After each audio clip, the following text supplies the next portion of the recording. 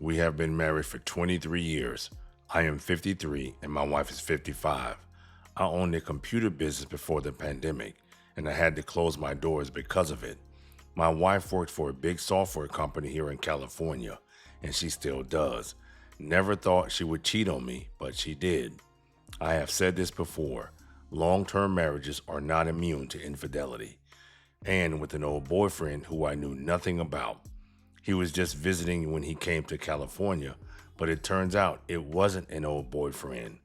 I have two kids from a previous relationship, two boys, and she has one daughter that lives on the East Coast from a previous marriage. The kids are all grown. They don't live with us. They are out doing their own thing. My wife is one of the top software developers for the company. She went to UCLA and graduated. Her father is very wealthy and spoiled her most of the time. Anytime she needed money for her student loans or anything, her dad would fit the bill. It kind of made me feel less than a man because I didn't have the resources to help contribute. But when she received a major promotion, she stopped relying on her dad as much. Her income started to exceed $175,000 per year. I was starting to net that amount per year with my computer business. I only had my business for just over 5 years. As time went on, our relationship wasn't all that bad. We would still make time for each other and do things together. I would cook most of the time. It was a new skill I picked up since I closed my computer business. We had a decent sex life at our age, but it wasn't as intense as it was in the last couple of years. As time went on, we started slowly spilling over into the dead bedroom, as you guys call it. Yeah, this should be a red flag. If your sex life goes from 100 miles per hour to zero, should be concerning. We would just exist in the same house, not talking about anything other than just work, the bills, and things we needed to do around the house. I would go to the garage and tinker with my tools. She would be on her laptop, working on some software development project when she worked from home. My wife was very meticulous.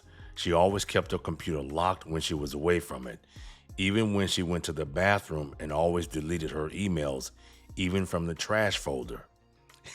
If your spouse is doing that, they are trying to cover their tracks, whatever it may be. I started to get suspicious when I saw her working late at night, and she would quickly turn off her computer screen or close the laptop when I walked into the room. She would do the same thing with her phone.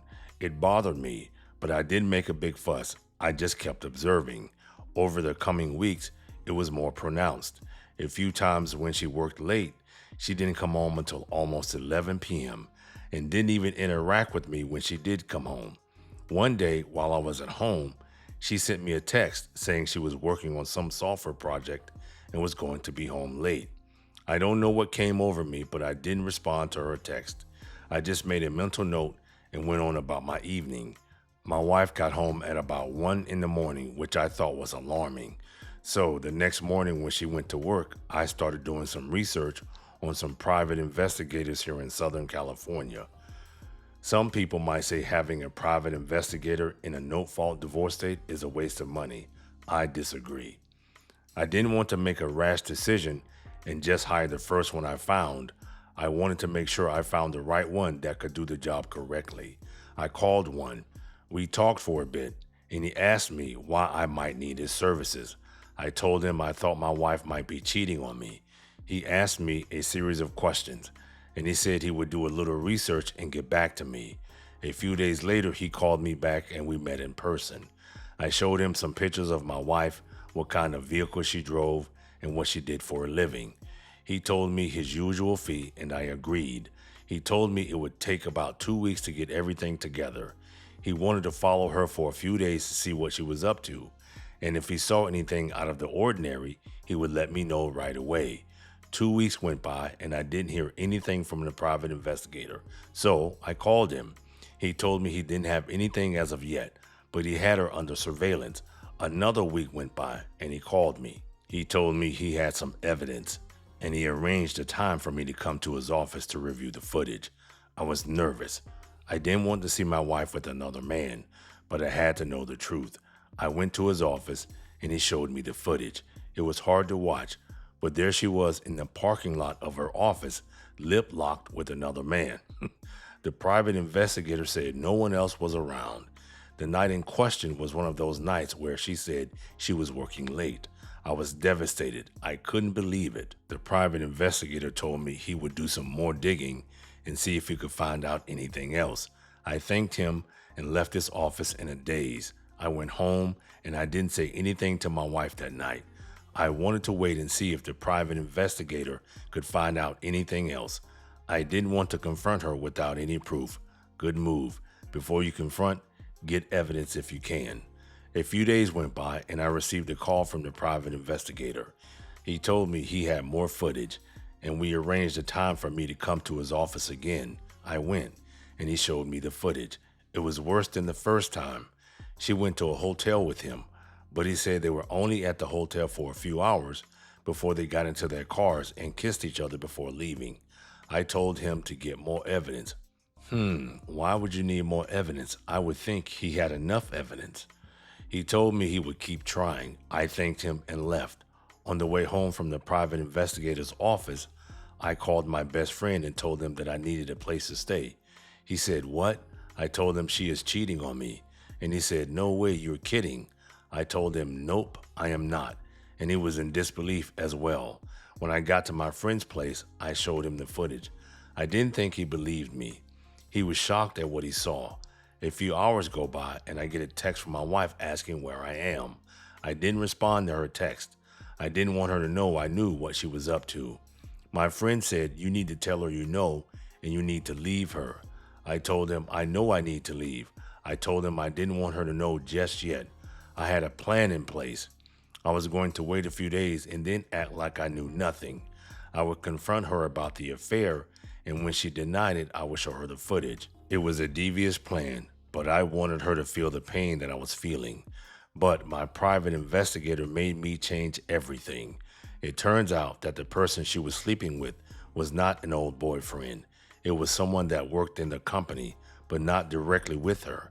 The private investigator said that he continued to dig once he found out who the guy was. He also told me that the company has a policy against workplace romance. It's prohibited. If you get caught, the first offense is a suspension for 60 days without pay. Once my private investigator told me this, I made it a point to call a divorce attorney for a consultation. I was done. I wanted her to lose everything that she had. The attorney said since she was the breadwinner, I am entitled to spousal support and part of her retirement. I told him to go for it. I wanted her to lose everything.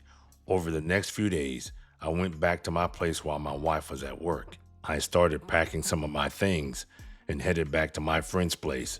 Fast forward a couple of days, and my wife hasn't reached out to me. I suspect she knows that I probably know that she has been unfaithful.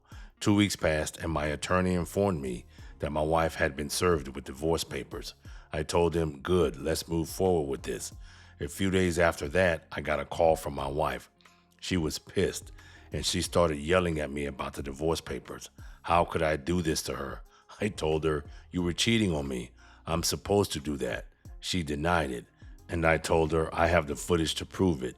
She was quiet for a few seconds, and then she said, "You are such an asshole for doing this to me." She told me I wasn't getting anything in the divorce. At the divorce hearing, my wife's attorney was an absolute idiot. Everything he tried to get thrown out, the judge denied. Since we were married for 23 years, the judge awarded me half of her 401k. Her 401k was worth almost $400,000. I was also awarded spousal support for almost 7 years in the amount of $2,915 per month. Now I wanted to get some revenge. Sometimes you have to be careful with revenge. Remember, she has to pay $2,915 a month in spousal support, and putting someone's job in jeopardy can mess with that alimony you're supposed to get every month. I compiled the video footage my private investigator gave me. I went to a Starbucks with a fake email address and sent small video clips to the CEO of the company. In the subject line, I wrote, "I think this violates your workplace romance policy." I signed it as a concerned employee. A week goes by and I didn't hear anything in regards to my email, but her daughter was wondering where I was. She came to visit and she called me. I flat out told her that her mom was unfaithful and I divorced her. She cried. I told her I was sorry, but I didn't want to tell her while we were going through the divorce. I have since told my boys, and they were upset, but they are adults and they will understand. A few days passed, and I called my ex-wife's daughter and asked her if she wants to have coffee. She said she couldn't because she and her mother were going to spend the day together. I asked, I thought she was at work. Her daughter said, no, Mom got suspended because something happened at work. I said, oh, I am sorry to hear that. We talked for a little bit longer. I told her I loved her and hung up the phone. I knew the email worked because my ex-wife got suspended. I hope she has some savings.